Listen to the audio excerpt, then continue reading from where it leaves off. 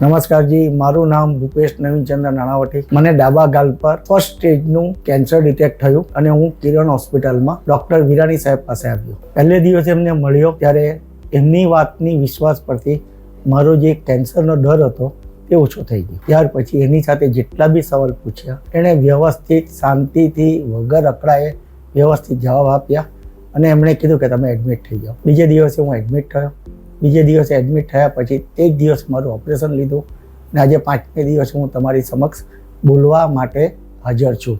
મને બોલવામાં પણ કોઈ તકલીફ નથી. ત્યારબાદ બીજે દિવસથી સવારે 6 વાગ્યાથી નર્સિંગ સ્ટાફ મારી સેવા માટે હાજર હતો. ટાઈમસર દવા, ટાઈમસર જ્યુસ, ટાઈમસર સૂપ બધું ટાઈમ ટુ ટાઈમ આપવા માંડ્યા. તે ઉપરાંત 8 વાગ્યાથી ડૉક્ટરની ટીમ મારી સેવા માટે હાજર.